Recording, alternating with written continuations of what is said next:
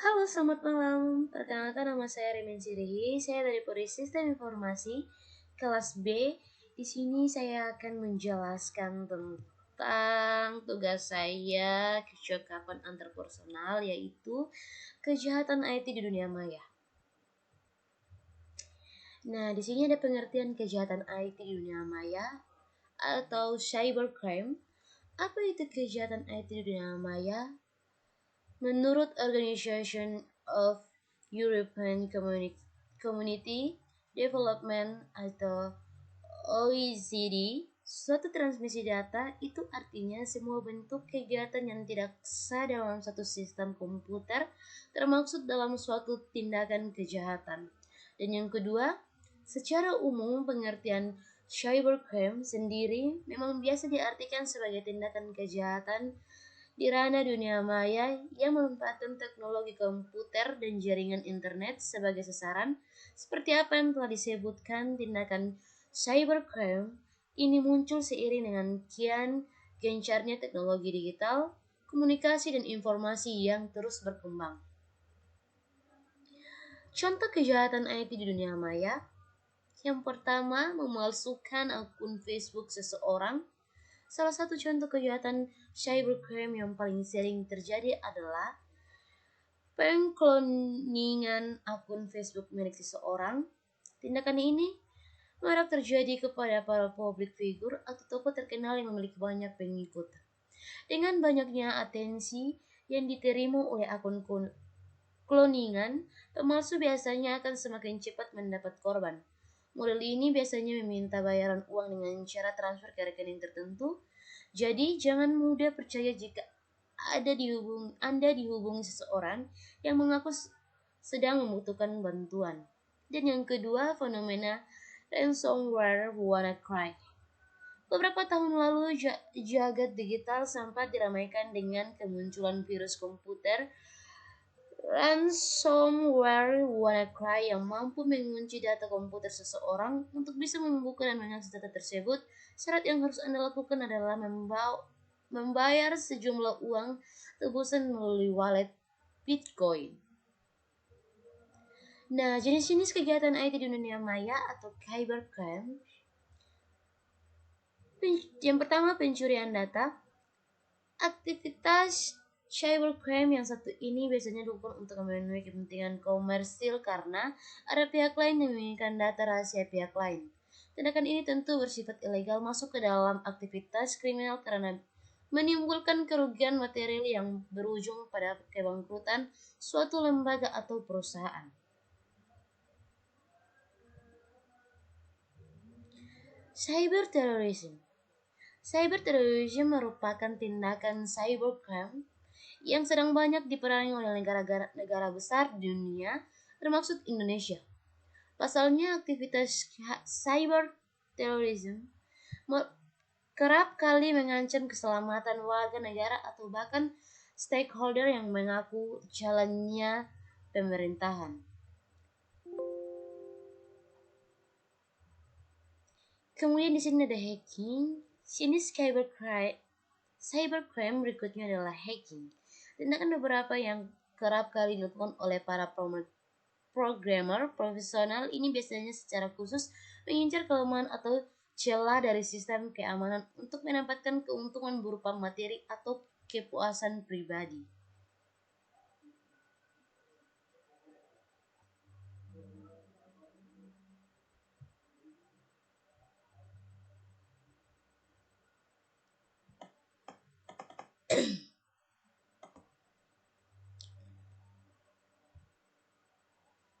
Nah, dan yang keempat, carding. Coding adalah istilah yang digunakan untuk menyebut penyalahguna informasi kartu kredit milik orang lain, para coder atau pelaku coding. Biasanya menggunakan akses kartu kredit orang lain untuk membeli barang, belanja secara online, kemudian barang gratisan tersebut dijual kembali dengan harga murah untuk mendapatkan uang.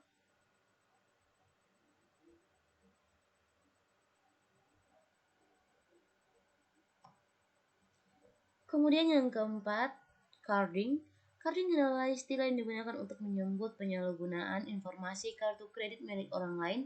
Para carder atau pelaku carding biasanya menggunakan akses kartu kredit orang lain untuk membeli barang belanjaan secara online, kemudian barang gratisan tersebut dijual kembali dengan harga murah untuk mendapatkan uang.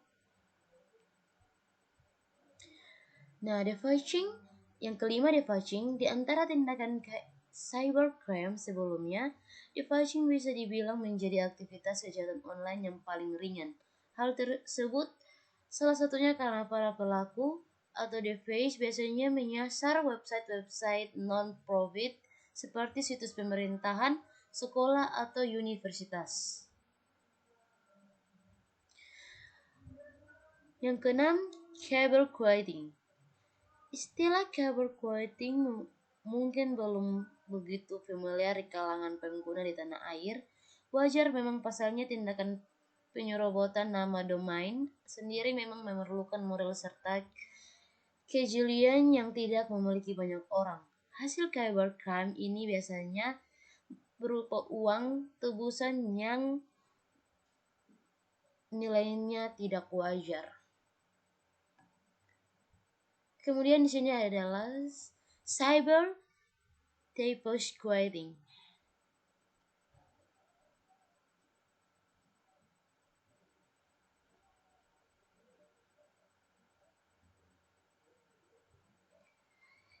Cyber deposquitting hampir mirip dengan cyberquitting. Tindakan cyber deposquitting sama-sama mengincar nama domain milik perusahaan terkenal untuk dijadikan sasaran. Bedanya, aktivitas ini memanfaatkan kemiripan nama domain serta kelalaian pengguna yang jarang memeriksa ulang URL website perusahaan. Salah satu tujuan dari cyber deposquitting adalah untuk menjatuhkan citra baik dari brand bersangkutan dengan cara melakukan tindakan merupakan atau hal ilegal lain yang melanggar undang-undang. Maaf, di sini tindakan penipuan atau hal-hal ilegal lain yang melanggar undang-undang. Dan kemudian yang kedelapan, menyebarkan konten ilegal. Menyebarkan konten ilegal yang melanggar undang-undang menjadi kasus cybercrime paling banyak diperhatikan. Pasalnya, aktivitas ini biasanya melibatkan tokoh terkenal atau konten yang mampu memancing kontroversi.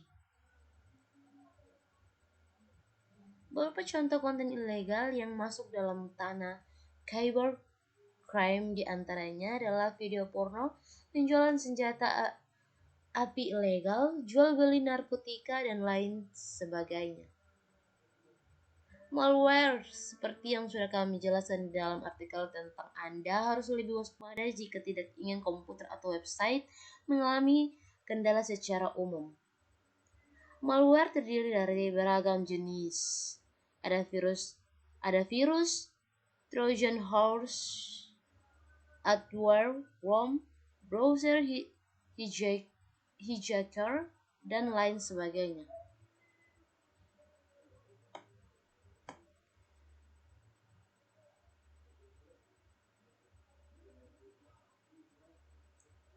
Nah, di sini cara mengatasi kejahatan IT di dunia maya. Membuat undang-undang. Cara paling elegan agar tindakan cybercrime tidak semakin merajalela adalah dengan membuat peraturan yang dimasukkan ke dalam undang-undang. Menegakkan hukum nantinya bakal membuat para pelaku cybercrime berpikir panjang sebelum melakukan tindakan kriminal karena dasar hukumnya jelas. Kemudian yang kedua, membentuk lembaga penanganan khusus. Anda tentu tidak asing dengan divisi cybercrime Mabes Polri. Nah, saat ini kita memerlukan lembaga khusus seperti itu untuk menangkal dan menyelidiki potensi terjadinya tindakan kejahatan di ranah digital.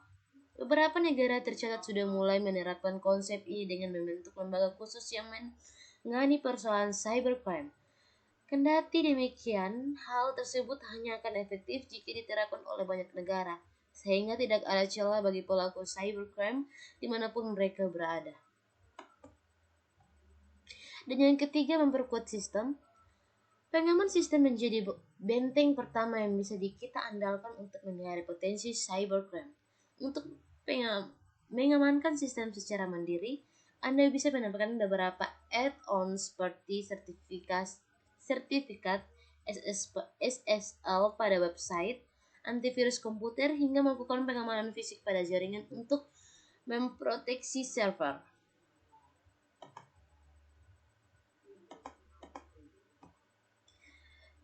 Nah, di sini kesimpulan itu penjelasan singkat tentang pengertian cybercrime atau kejahatan IT di dunia maya. Jenis-jenis kejahatan IT di dunia maya hingga cara mengatasinya saat ini. Aktivitas cybercrime memang meningkatkan pesat jika dibandingkan beberapa tahun lalu ketika internet belum memiliki banyak pengguna. Dan yang kedua, dengan mengetahui informasi di atas, semoga kita bisa lebih waspada sehingga kejahatan yang terjadi di dunia maya ini tidak menimpa kita sampai kapanpun juga. Oke, baik, terima kasih. Di sini saya sudah selesai menjelaskan sedikit dari kejahatan IT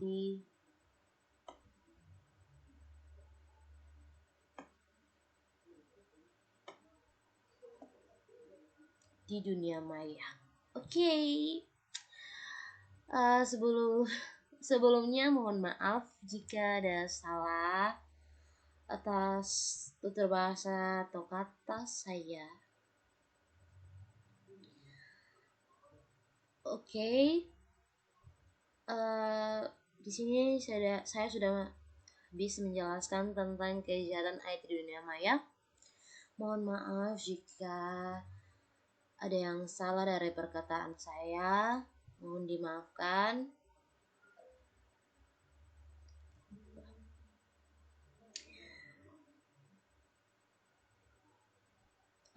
Maaf sebelumnya jika ada kesalahan dari kata.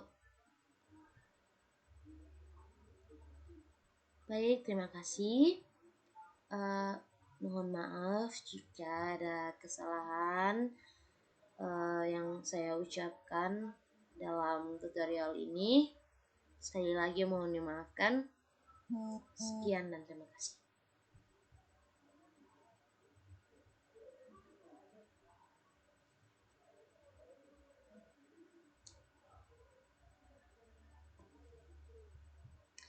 Oke, baik. Sini saya sudah selesai membuat tutorial tentang kejahatan IT di dunia maya. Nah, mohon maaf jika ada kesalahan kata yang saya ucapkan dalam video ini. Sekali lagi mohon dimaafkan. Terima kasih. Baik, terima kasih. Mohon maaf jika ada kesalahan yang saya ucapkan dalam tutorial ini. Sekali lagi mohon dimaafkan. Sekian dan terima kasih.